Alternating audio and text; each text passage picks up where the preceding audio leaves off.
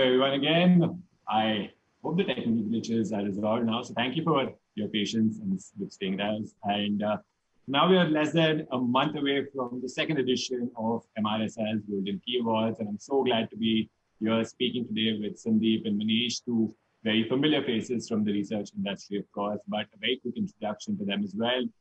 We have Sandeep Arora, who is the Executive Vice President and Head at Datamatics, and also the President of the Market Research Society of India, or MRSI, as we formally call it. There's Manish Makhijani, who is the Global Insights Director at Unilever, and also the Vice President of the MRSI. In their first year itself, they had a phenomenal response, and I'm pretty sure it only gets bigger and better from here. Although last year will be very, very special to me, as I was privileged enough to win the Best Researcher Under 30 award as well, which was one of the most memorable and special points of time in my life, and which has also made me a lot more curious to know a little bit more about what happens behind the scenes. So let's get cracking here. And Manish, we'll start with you. You want to first just talk us through the whole thought behind the Golden Key Awards, and how did you guys go about pretty much getting the full industry under one roof on such a large scale, right? So Sumit, very nice talking to you as well, and Sandeep, very nice talking to you on this relatively warm Saturday afternoon. I think the idea sort of was waiting to happen for a long, long time. And I think at MRSI in MC, we've talked about it a few times in the last few years. And last year we felt that the time had come for us to probably launch something like that. Interestingly, what we realized is that there weren't any research awards in the Indian industry to start with, which was a bit of a surprise, given the fact that research has existed for a long, long time, and apparently it was recognized formally as an industry about 100 years ago in some countries. So we realized that there were no awards in the industry, and primarily because we don't talk about our work as much as researchers. We get to be a little bit more behind the scenes, and also our work tends to be a lot more confidential in nature. So it's the results of our work are not necessarily seen in the market immediately. So it's not easy for us to talk about it. But we said that, look, we do a lot of work. We contribute extensively to the marketing and the advertising, work that happens in the industry. Interestingly enough, we also realized that all the advertising and the marketing awards that happen, not just in India, but abroad, the entries that go for it, the entries are always supported by the evidence of why that particular ad or why that particular marketing activities were successful, because the market share went up or the equity went up or whatever it is. So it's all supported by a lot of research that goes in to create that marketing activity or an advertising campaign. But we researchers never get recognized for it. So we thought, we need to bring ourselves in front of the scene and give a pat ourselves on the back and recognize and celebrate the great amount of work that we do. And I think, Sandeep, what do you think? I think the whole idea sort of took shape and sort of created its own storm, and we all came together and did that and worked pretty well last year. Don't you think? Yeah, no, well, I mean, I fully agree with you. I think, so from my point of view, I mean, when I was looking at the MRSI's whole footprint, I think this particular opportunity or the initiative gave us, some sort of contextual circumstances where we could actually get the industry together, where they could showcase something that they are very proud of, and they could actually start bonding with each other on a more informal basis and try to see as to what is it that's there to learn. Today is the day and age of collaboration. There was a time when people would actually hoard information in order to gain competitive advantage. Today it's quite the other way around.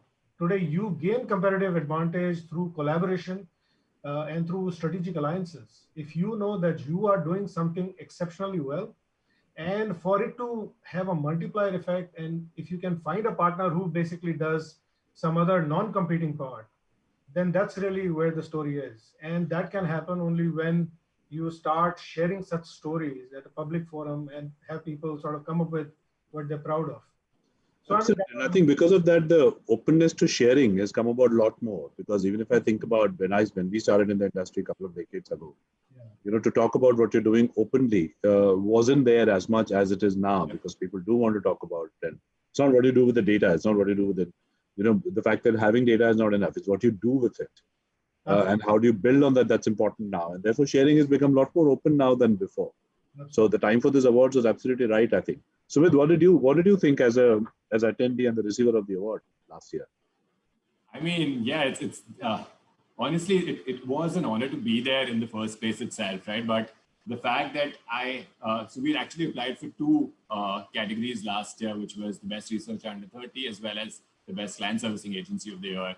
And I mean, funnily enough, when we applied for both of these categories, we'd received an email notification that we'd be shortlisted for the best land servicing agency. And that felt great, right? But at the same time, the shortlist for the best researcher under 30 wasn't announced for another 4 or 5 days, right? So that was a little like surprising in some ways for me as well. And I was a little disappointed, to say the least. But from there to kind of be making it to the final 3 and then having my name be announced as a winner was a feeling that is actually going to be very difficult for me to describe into words, right? But I will definitely talk about one thing that I distinctly remember from the awards night, and that's essentially the moment when my name was announced and I was walking up to the stage. The loudest cheer actually came from the Unilever CMI table, right?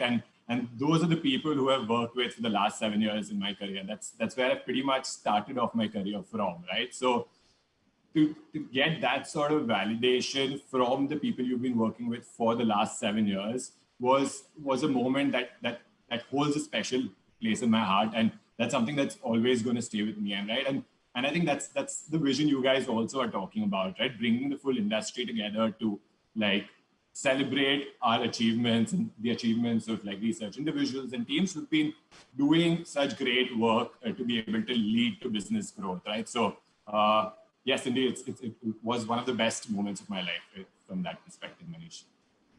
Yeah, I can imagine, absolutely. And I think that in the evening, the celebration, the camaraderie, people came together. It's a small industry, it's a small world. Absolutely. So almost everyone knows everyone each, everyone else in the room. So sort of to meet those people, sort of spend an evening together, celebrate some of the work that was being done. I think it was absolutely brilliant from my point of view. I really enjoyed that. Absolutely. No, as a matter of fact, I think the making of this particular award itself was quite exciting. I mean, if we were to look at the journey, Manish, if you remember, we were standing, I think, in one of the places, and that's when the whole discussion started. You said, okay, I think it was, I forget where, but I distinctly remember it was not in one of the offices. No, it was outside one of the hotels. I think we were attending some event. And then we said that, okay, why don't we basically do something about it? And then the sort of opportunity came in, all the right type of people came in, and right, I mean, like how you said, when the time for an idea has come, then nothing can stop it. And absolutely. I think the time had come really. And the celebrations, of course, is the very important part.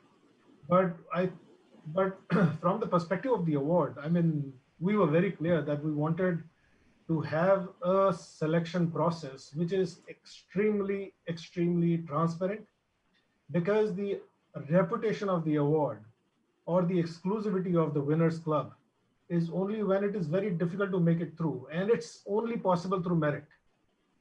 So therefore, I think that's really where the most of the heavy lifting went.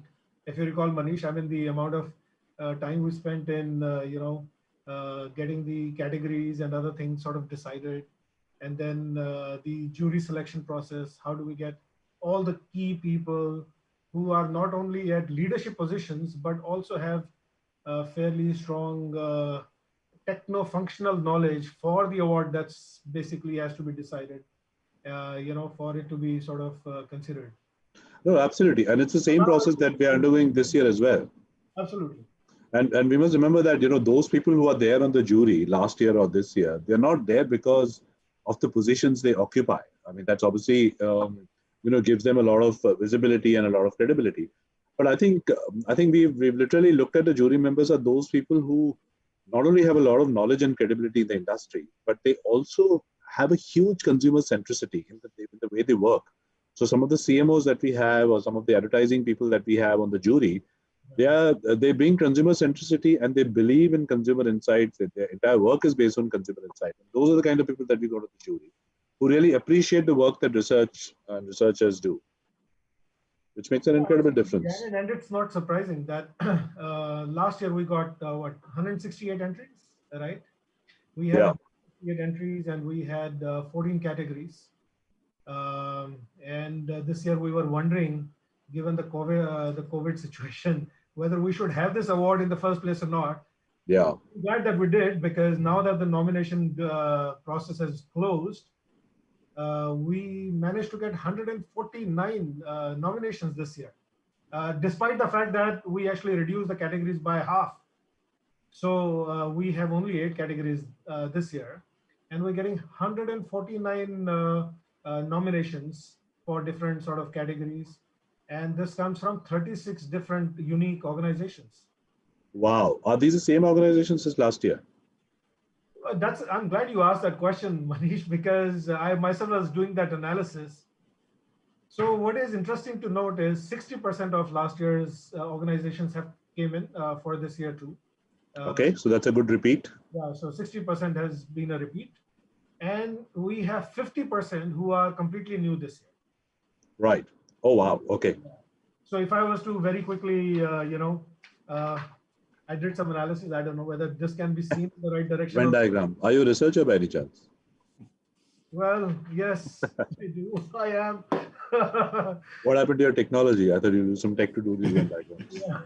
So people on this call, the moderators, they said it's best that we avoid sharing any screen. So I thought, let me just write down something and compare. Sometimes works best when, So yeah, I think to answer your question, yeah, 60% repeat and 50% new over last year. And I think that's a good progress. And I'm glad we're having it, because 150 entries coming this year at a time when we were pretty much closed down for almost 7-8 months of the year. I thought, so this is amazing. I really have, nothing but impressive words to sort of say to the rest of the community. I mean, that's amazing to get 150 entries over 8 categories is something that's all that you want to see, right? And the kind of repeat rates you also spoke about, it's just like very, very heartening to know the kind of engagement MRSI has been able to drive with this initiative. And the work is really cut out for the jury, isn't it? Like they're going to be having a tough time to kind of scan through these different kind of nominations and see what's working out best. Sumit is talking about the various categories that we're looking at for this year. And I'm also curious to understand like how you guys come about conceptualizing these categories, right? We had 14 last year. We're looking at 8 new categories this year as well. You want to just spend a moment to kind of help us understand how you guys go about selecting these specific categories? Yeah, Manish? Yeah, I mean, last year, the process was quite simple. We wanted to make sure that we just looked at the kind of work that research and the insight community generally does.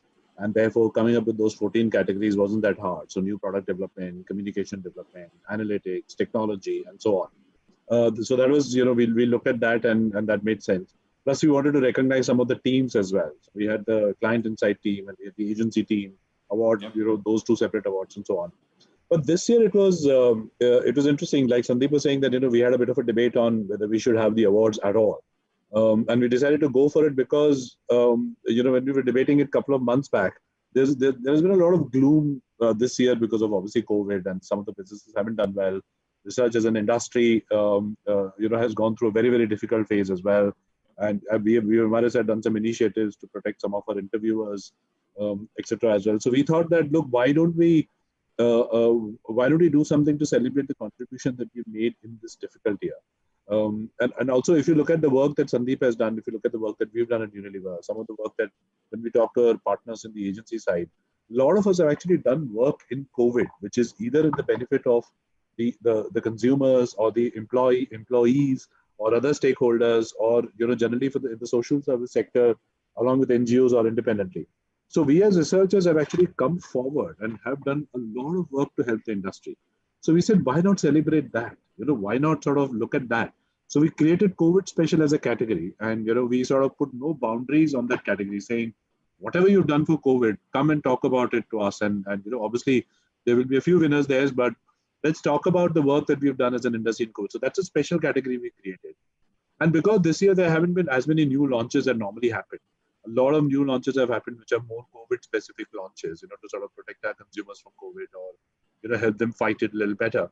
So those all belong to COVID. But we had communication because a lot of communication has happened. A lot of analytics has interestingly happened this year to predict what happens, what the future looks like in the short term, in the long term, etc. So therefore, looking at the context, we reduce the number of categories and we put the categories which are more contextual today than before. So it sort of evolves over a conversation with colleagues and with agency partners and with some of the jury members and so on. That's how we went about it.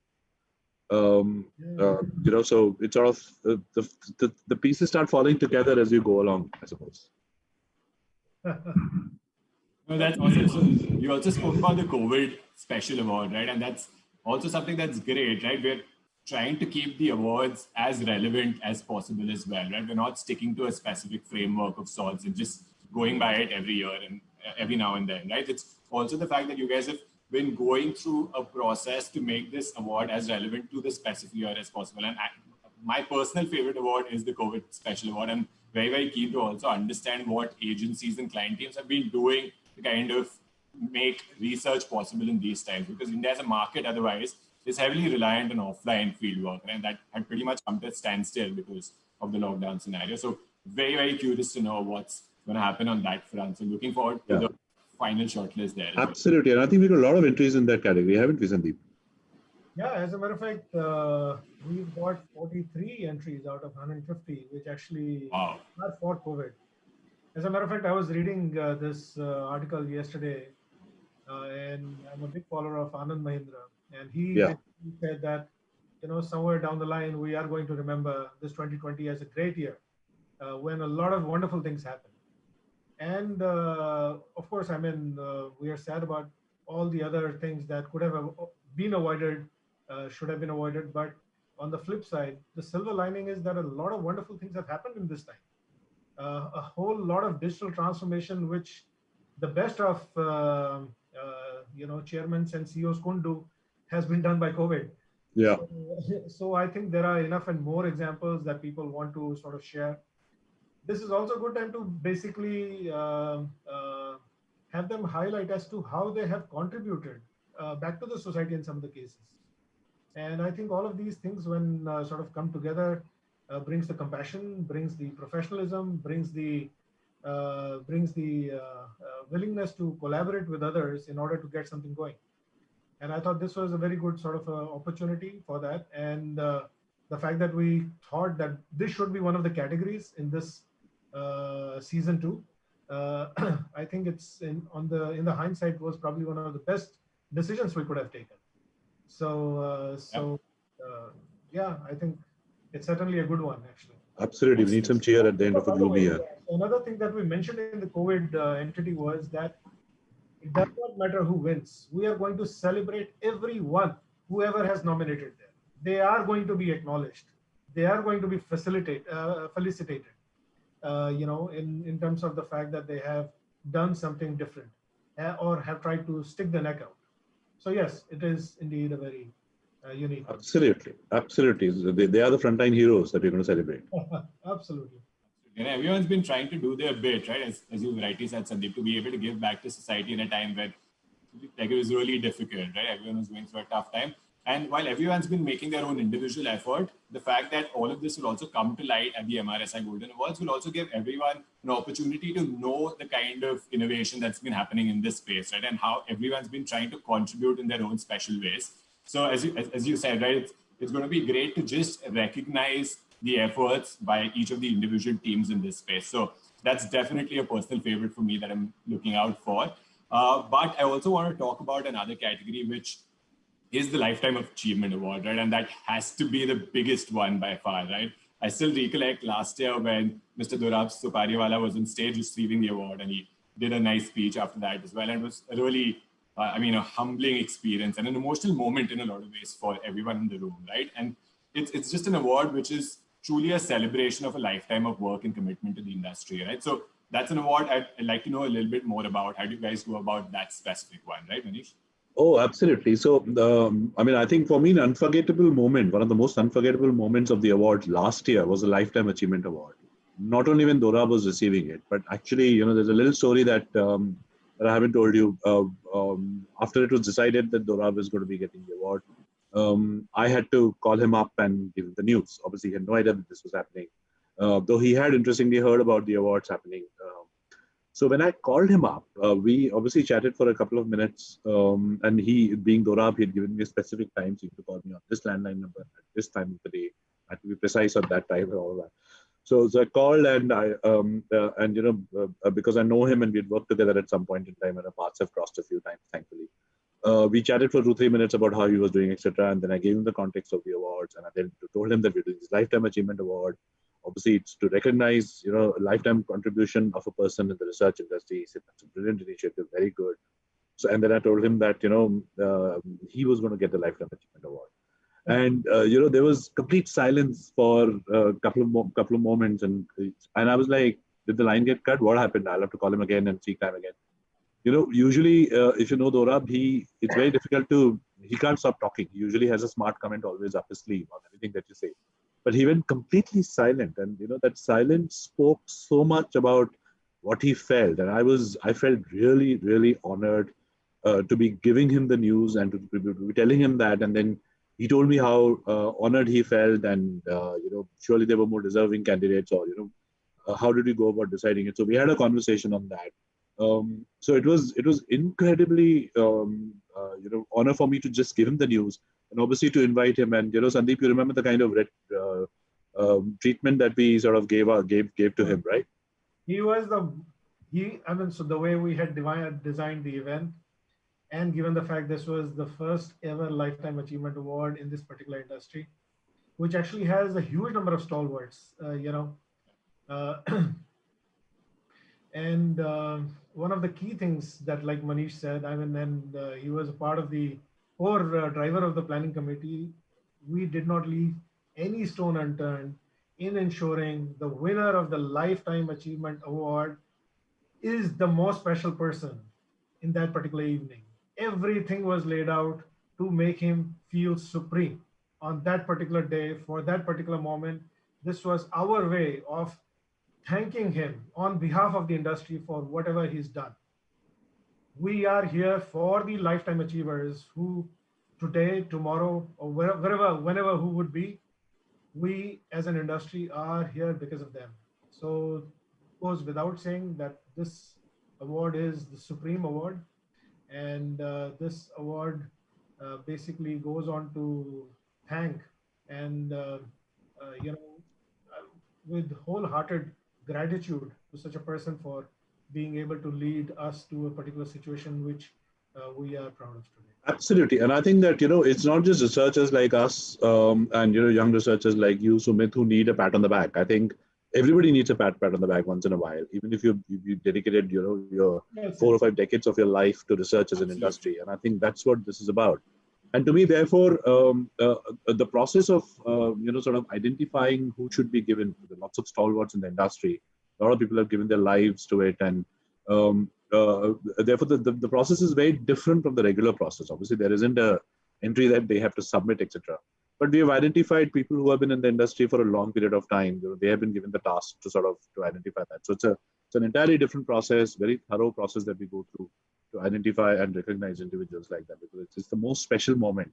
And I think all the ex-president and obviously the current president, Sandeep, went to the stage to give the award.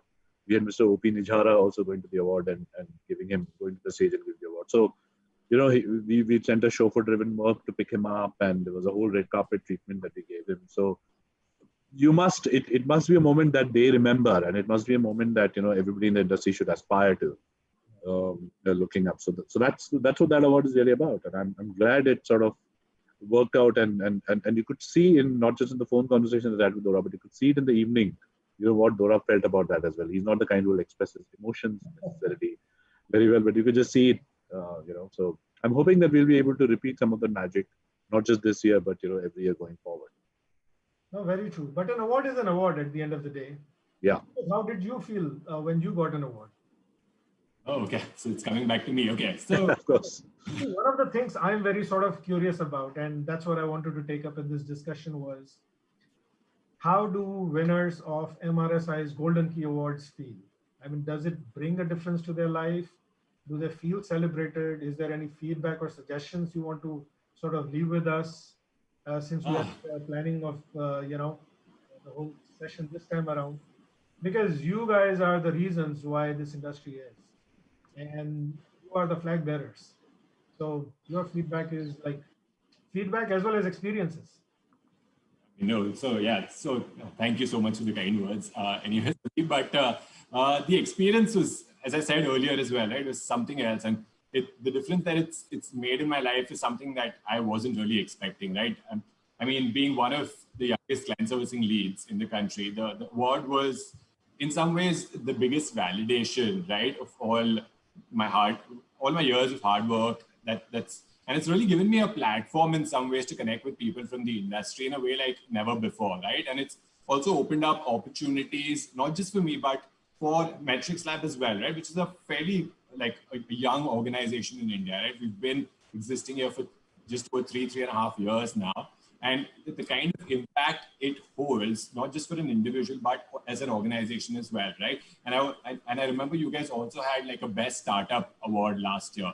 And that's just the kind of recognition an organization at that kind of point in their careers needs, right? To kind of take it forward from there. So it's definitely a huge impact that these Golden Key Awards carry. And in some ways, I like to put it as there'll always be a before and an altogether different after the award. So it's something that's going to be very, very special to me for the rest of my life as well. And I really, really thank you guys for kind of making sure this initiative is kind of conceptualized and executed the way it was last year.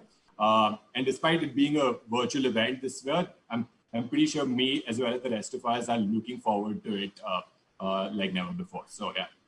So did you get a lot of job offers after that or not? Yeah, quite a few, but yeah. So you have to go from getting the award for being the youngest, researcher in the industry to getting a lifetime achievement award 2 decades later. Yeah. Wow. Okay. That's what we're hoping, that these awards will inspire people to do best in their lives, I suppose. So is there any advice you'd want to give, Sumit, to people who are going to be pitching for different awards this time? Because as you know, it actually goes through 3 rounds of selection, right? So first there is a thorough scrubbing of all the awards, the nominations that we basically receive. Then it goes into the top 5, and then it goes into, and all of these top 5 have to then present. Then from the top 3, which will go up on the stage as nominees, there would be one winner. And you did make to that final one. So what is your advice as to, what should people or your, other contestants should sort of do? What worked for you?